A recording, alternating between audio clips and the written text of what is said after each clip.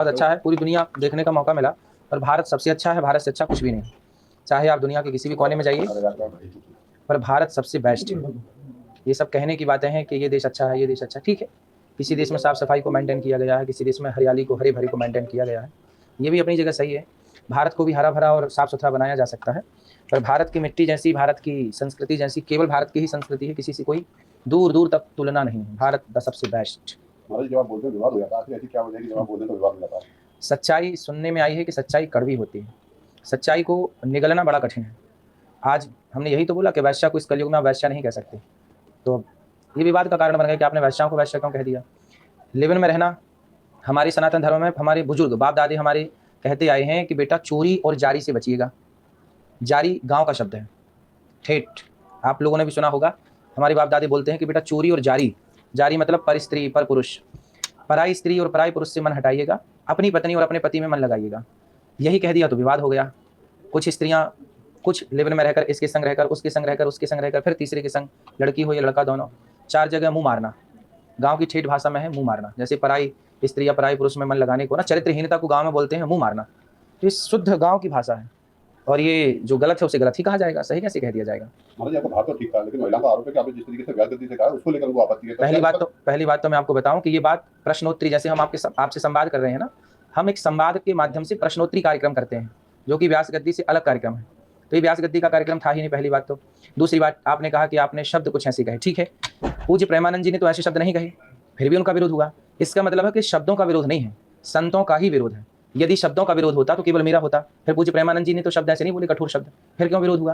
क्योंकि आज के इस कलिकाल में संतों को टारगेट बनाया जा रहा है, संतों को किसी भी तरह से बदनाम किया जाए। जितना विरोध अनिरुद्धाचार्य का हुआ, क्या छिंगुर बाबा का हुआ जो खुलेआम लड़कियों की सप्लाई करता था, 10-10 लाख को बेचता था, जो गलत कर रहा है उसके पुतले जलाए गए हो तो बताओ छिंगुर बाबा के। छिंगुर बाबा ने तो खुलेआम लड़कियों की सप्लाई की, 10-10, 20-20 लाख में बेचा, और मुसलमान होकर हिंदू बन के घूमता रहा। किसी महिला को कोई आपत्ति नहीं जब उसने महिलाओं को बेच दिया। महिलाओं को बेच दिया छिंगुर बाबा ने, तब कुछ महिलाओं को आपत्ति नहीं हुई। लेकिन अनिरुद्धाचार्य ने आपकी बेटियों को और आपके बेटों को कह दिया कि चरित्रवान बनिए, क्योंकि ये देश राम का है। चरित्रवान, राम, राम चरित्र सुनवे कौन रसिया, राम लखन सीता मन बसिया। हम ही चरित्र की बात नहीं करेंगे आपकी बेटी के लिए और आपके बेटों के लिए। तो बताइए फिर व्यास गद्दी क्या बात करें? चरित्रहीन बनने दे समाज को। लिव इन में रहना क्या आप लोग ठीक समझते हैं? जब आप सब ठीक समझते हैं तो फिर मेरे अकेले बोलने से क्या होगा? छिंगुर बाबा का विरोध कितनी महिलाओं ने किया? अनिरुद्धाचार्य का पुतला जलाएंगे, विरोध करेंगे, क्योंकि इससे कुछ मिल रहा होगा उनको। अब ये सवाल है कि छिंगुर बाबा का पुतला क्यों नहीं जलाए? किसकी साजिश लगती है आपको? अब भगवान जाने, हम क्या जाने किसकी साजिश है। सनातन विरोधी कोई आज से थोड़ी है, सनातन विरोधी तो सदा से रहे हैं। और जो सनातन का काम करेगा ठीक ठीक उसी का विरोध होगा। जो शराब पी के पड़ा है, जो गलत काम कर रहा है, उसका कोई विरोध नहीं करेगा। आज देखिए गुटखे का प्रचार टीवियों में धड़ल्ले से चल रहा है, शराब का प्रचार चल रहा है, जुए के ऐपों का प्रचार चल रहा है, हर बुराई का प्रचार खुलेआम चल रहा है। हमने तो केवल यही कह दिया ना कि भाई मर्यादा में रहो, पुरुष हो या स्त्री हो। तो विरोध हुआ, तो क्या मर्यादा में रहने के लिए कहना ये गलत है? ये अपराध है। महाराज अब पटाक्ष कैसे होगा इसमें? महिलाएं न्यायालय की शरण में जा रही हाँ हैं। जाए, न्यायालय की शरण में बिल्कुल जाए। न्यायालय सबके लिए, मेरे लिए भी, आपके लिए भी है, बिल्कुल। न्यायालय में मैं भी जाके अपनी बात रखूंगा कि भाई बताइए, आप वैश्या को वैश्या न कहें तो नया शब्द दीजिए हमें। हमारे शास्त्रों में तो वैश्या के लिए वैश्या ही लिखा है। ये लिखा है, देखिए मैं आपको पुराण का प्रमाण दे रहा हूँ। अब इससे बड़ा प्रमाण आपके लिए क्या हो सकता है?